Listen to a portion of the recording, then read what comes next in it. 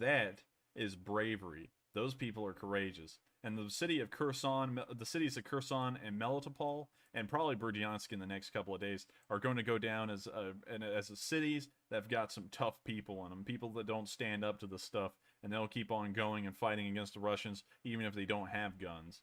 And so we're going to move on now to the area of Mykolaiv. We know that the Russians aren't around Mykolaiv anymore because the Ukrainians have almost pushed them back to Kherson, but we're not really sure, so that's why the front line hasn't pushed all the way back down to Kherson.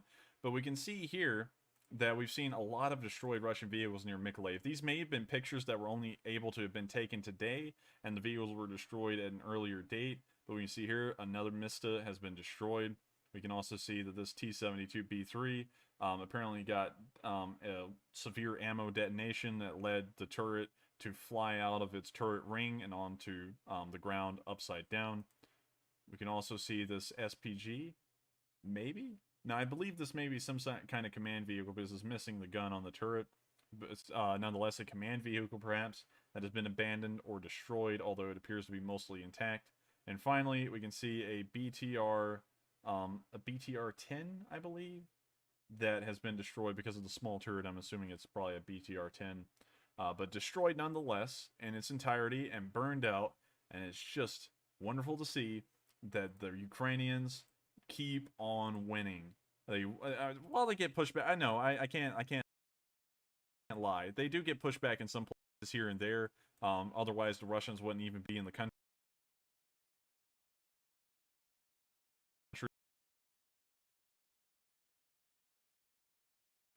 We can also see this SP3, but it's still good to see that the Ukrainians are scoring some heavy hits and large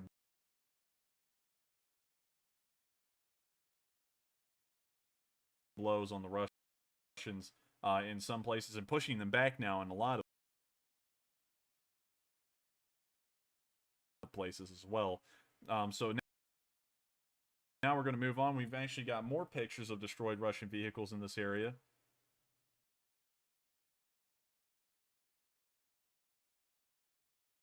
As we can see another picture of this BTR-10 from another angle. We can also see a destroyed KAMAZ that was not in the last reel of pictures. Then we can also see another destroyed MTLB, completely burned out as well. And then finally, this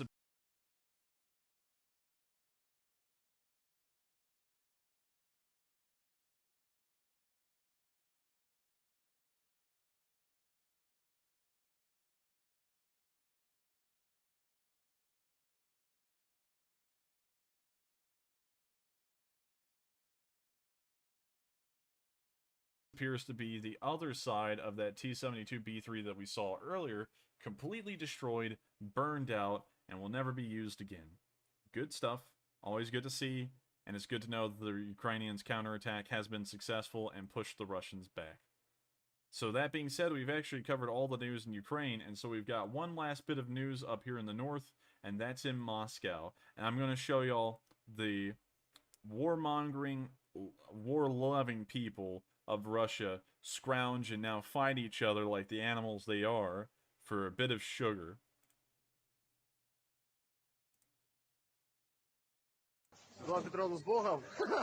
This woman's pushing in the bait for these fish. This is like catfish hunting here in the south, where you put a little bit of bait in your hand, or you stick your hand in a cave and the catfish bites it.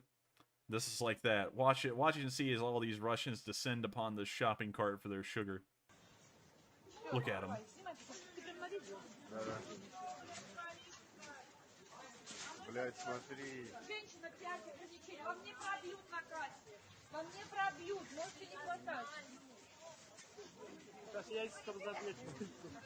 Вы куда заходите-то? Куда вы?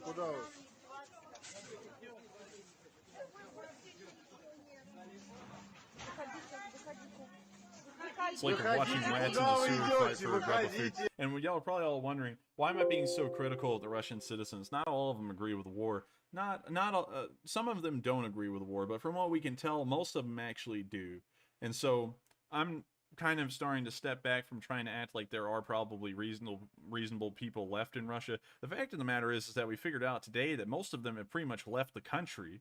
And then some of them have stayed behind, but a lot of them have left. And so most of these people are people who agree with Russia for the most part, and now we can see them fighting amongst each other for bags of sugar like some kind of rats in the New York subway system. So I'm gonna let this video run.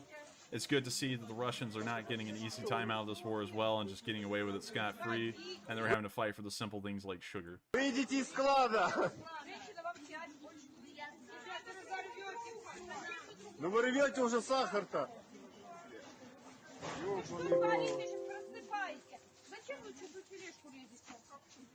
Да выйдите вы из склада! Женщины, зачем вы ее забираете? Куда мне идти? Они у меня все возьмут. Пиздец. Да вообще,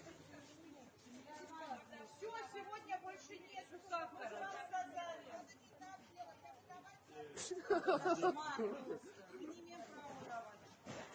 Bunch of feral animals these people are. Освободите мне дорогу, мне надо пройти. Освободите мне дорогу, мне нужно подойти к отделу. Отдел у меня вон там. Женщина, подожди.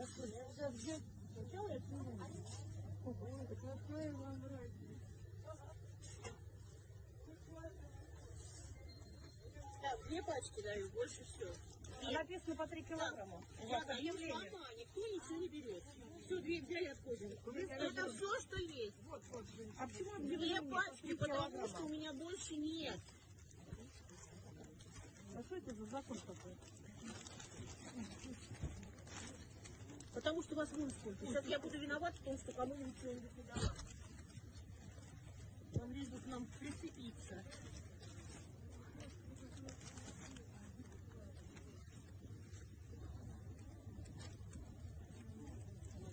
You know, I just gotta say this, because I was just thinking about this in a way.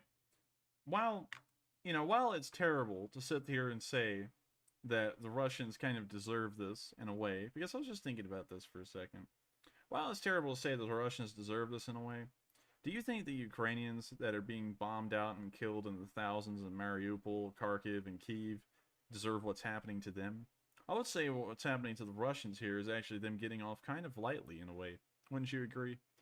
Because think about it. In the next few weeks, what if the United States went to war with Russia? And let's just say, because there's a decent amount of people who like to say the Americans killed a lot of civilians in Afghanistan and Iraq. Let's just say we killed, whatever we believe in the amount of civilians in Iraq and Afghanistan and Russia. I would say that that'd be a lot worse than the current situation of them just fighting for a bag of sugar. They could be a Ukrainian civilian and have gotten shot in the neck in Mariupol and died. Really think about that for a second and think about the equivalence of the suffering of the people in Ukraine versus these people. I would just say that to all the patriots in Russia who just love their country and everything they do, that this is a little bit of justice in a way for the amount, for the just pure pain that they're putting on Ukrainians. And so that's kind of my input on this, that I'm just wanting to make sure to revisit that, because while there are still Russians in Russia who do not support the war, you got to consider that a large amount of them do support the war. Do you see a lot of people in America who don't support the wars that we've gone into? I mean, like, they're a vocal group, but they don't represent a large part of the population most of the time. So I just want you all to think about that, and I'm going to let the video keep on playing, and then we'll move on to the questions.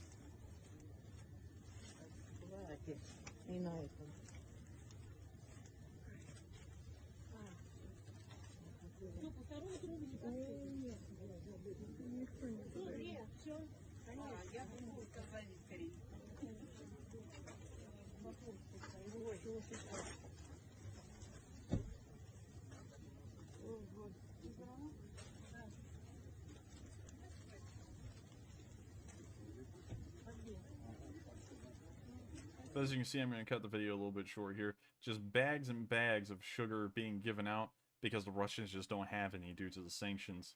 And so that being said, we've actually covered all the news today, all of the news inside of Ukraine around the fronts, and the international news as well. And so, I actually haven't been checking my phone for a bit. And so, Matthew, how far have we reached the goal, actually?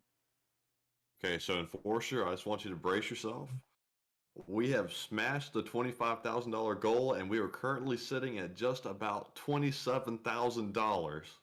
Good Lord, golly, Okay, once again, I have to say this real quick. Thank you so much, everyone. We did what we aimed to do tonight. We've reached our goal of $25,000, and now we're well over it.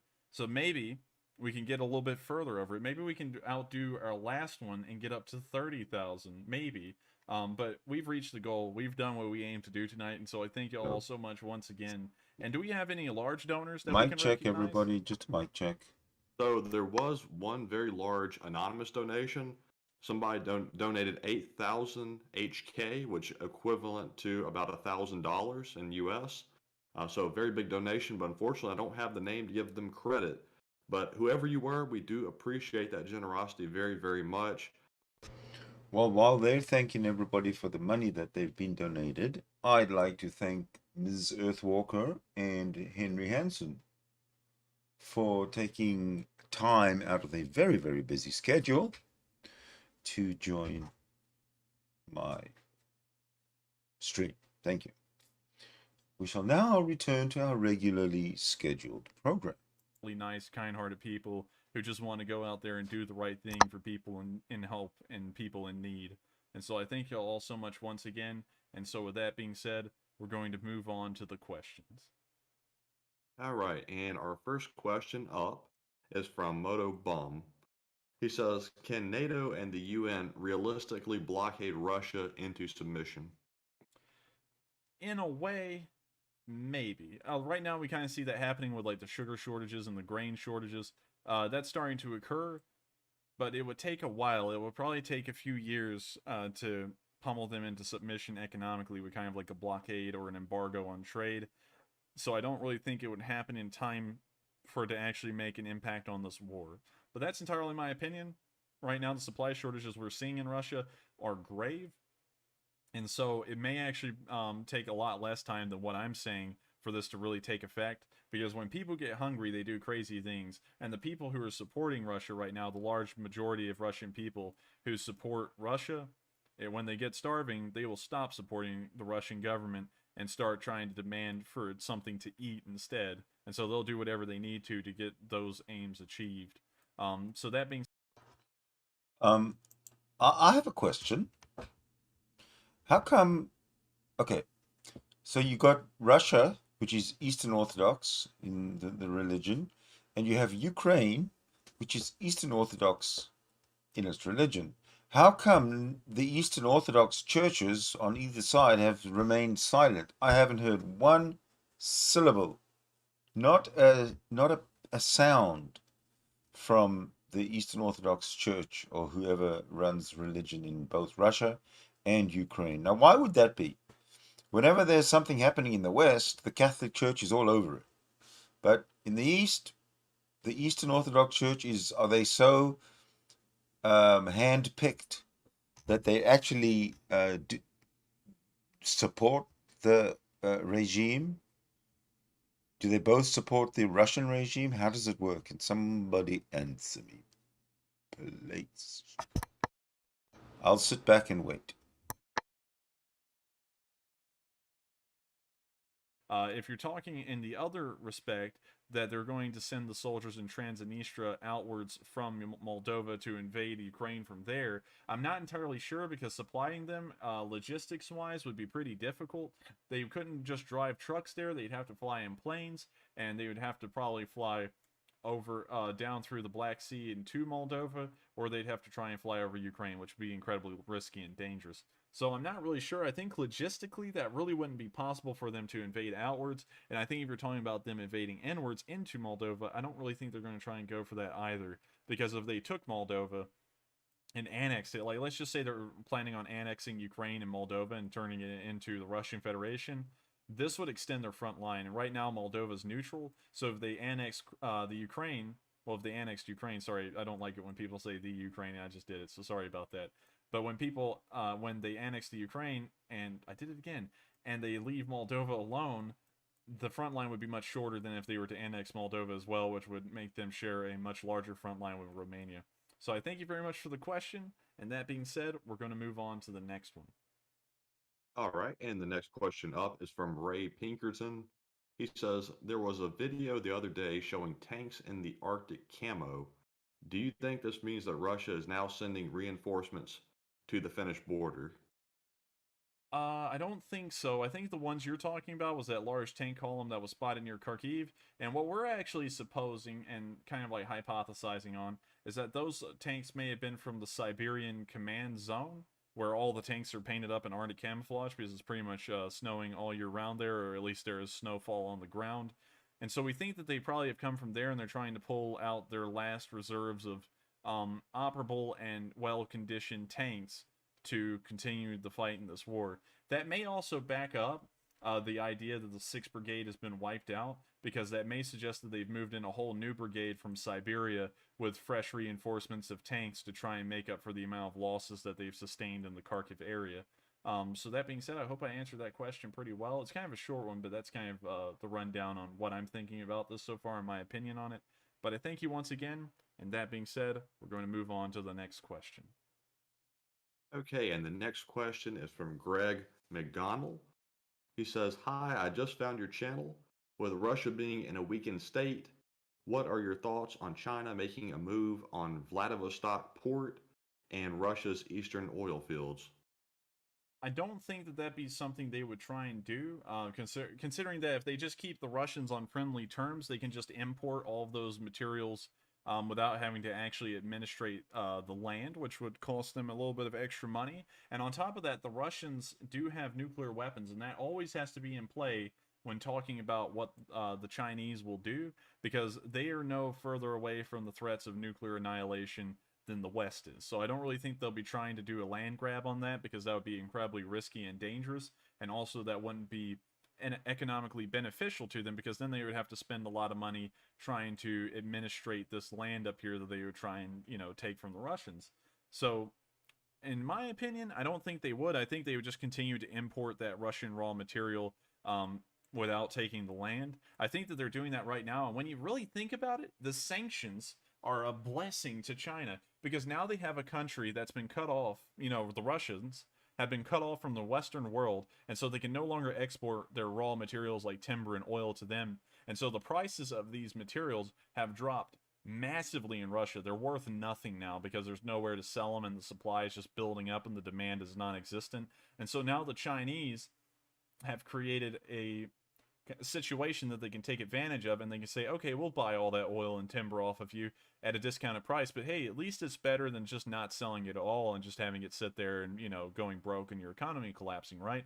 And so then the Russians will become heavily reliant on exporting their stuff to China, and then the Chinese will be a serious economic partner of Russia's and will be able to have a lot more sway over what they do. That may have actually been the Chinese play in this war of making the Russians feel encouraged and emboldened that they had a friend and they would go into this Ukraine war, was because they maybe calculated that the West would sanction them this heavily, and this would make Russia nearly a puppet of the Chinese in terms of trade after the war began and after it was over.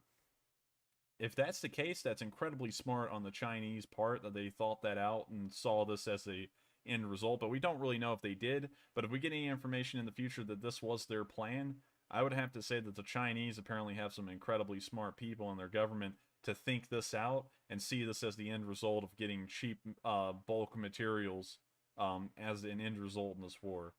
So thank you very much for the question. It's actually a pretty good one, but that's kind of my opinion on it right now. And so that being said, we're going to move on to the next question. And up next is a question from Midget Hobbit.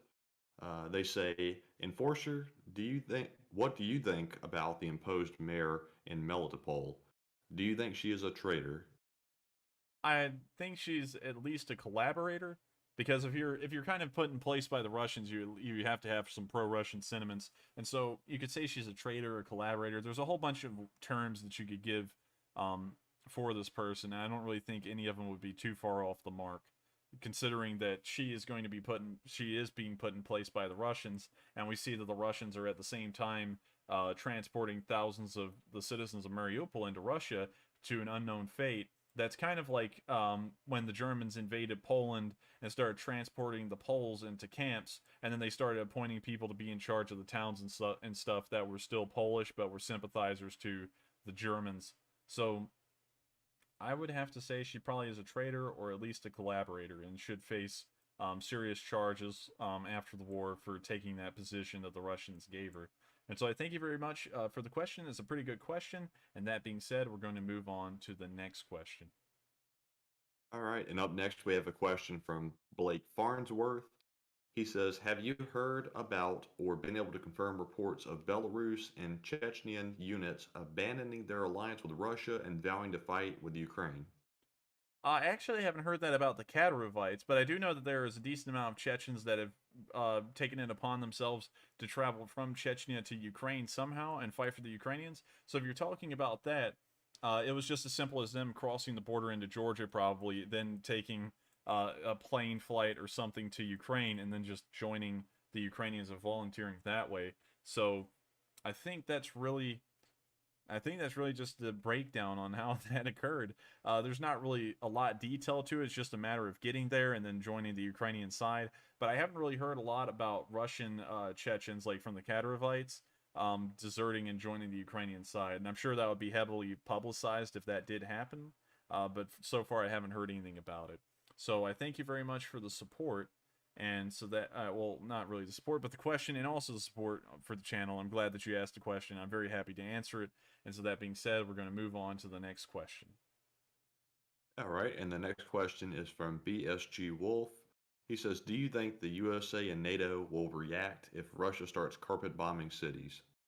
I think they will have to react in some kind of way, because at that point, there's really no way that you can try and take a look the other way, I guess you could say, to what the Russians are doing to civilians.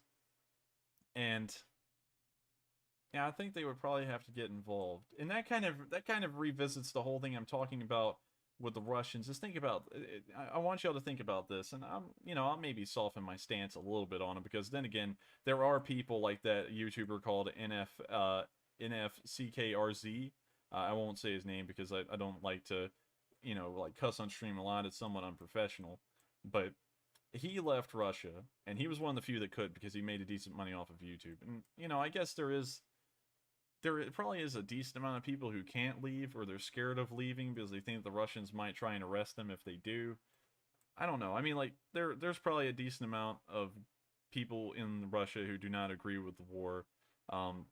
So I mean, like, maybe. But the thing is that when you consider the Russian situation right now, their citizens are facing of shortages of wheat and sugar, and you. Well, I think I need to address some of this chatter in the side chat. Just let me reorient myself. Just give me a second here. No, that's not what I want. Just give me a second to reorient myself. All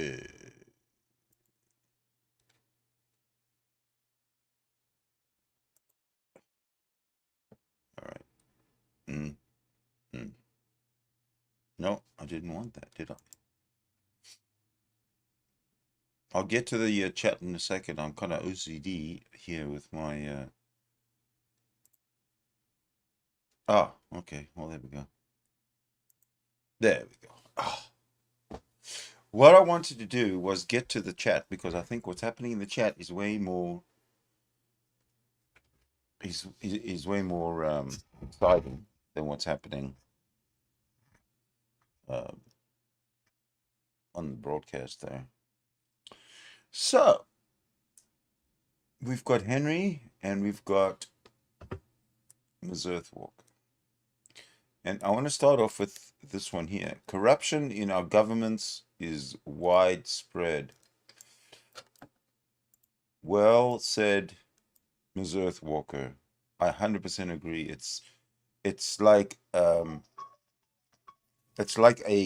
job. Oh, I gotta go take this call. Give me one moment.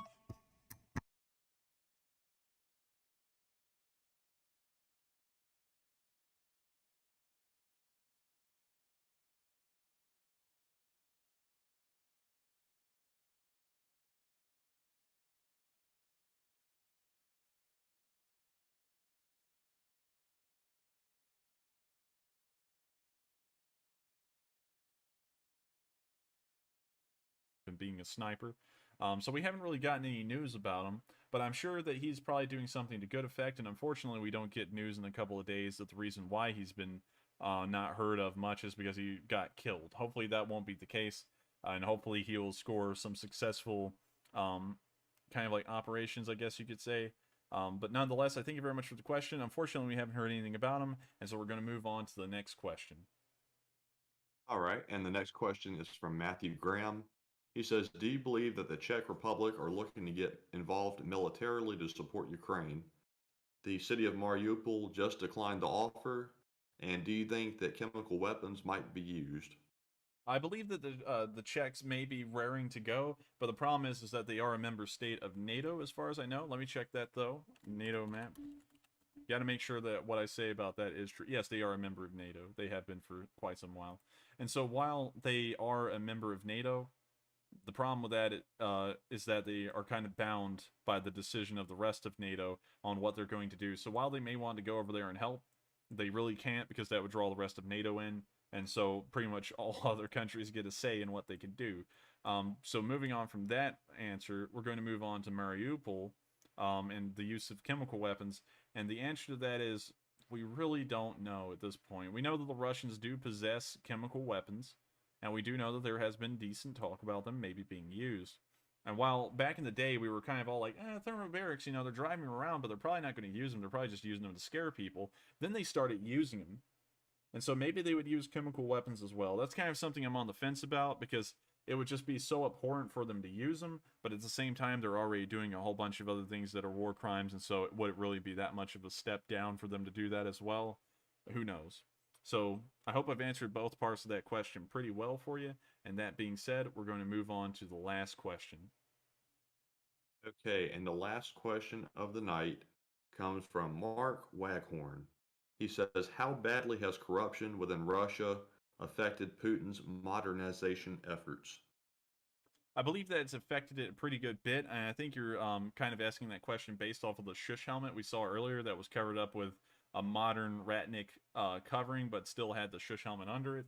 I think that the modernization efforts really weren't as large as they were made out to be, because we know that they're still using BMP-1s, T-72Bs, and so on, and things like that. And we know that that is generally what the bulk of the Russian army is made up of, is older stuff.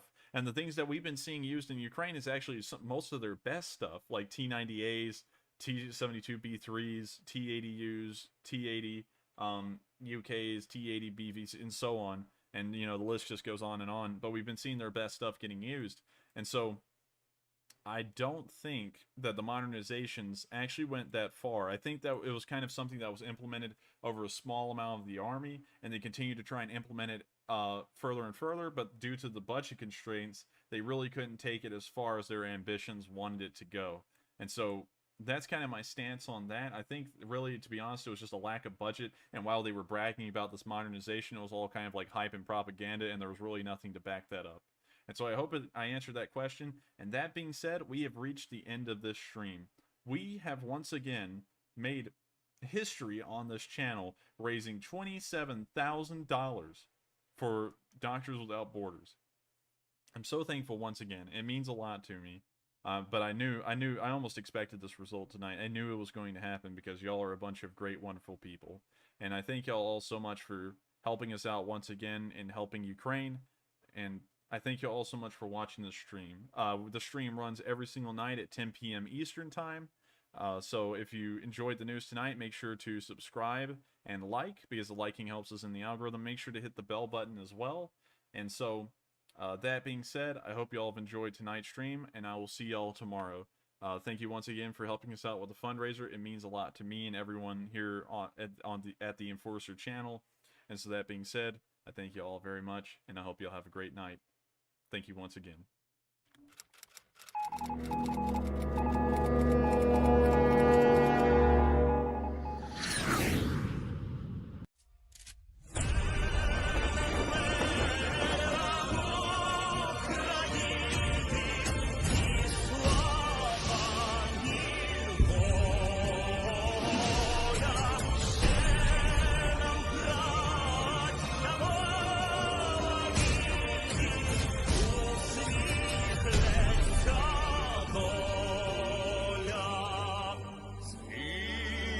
на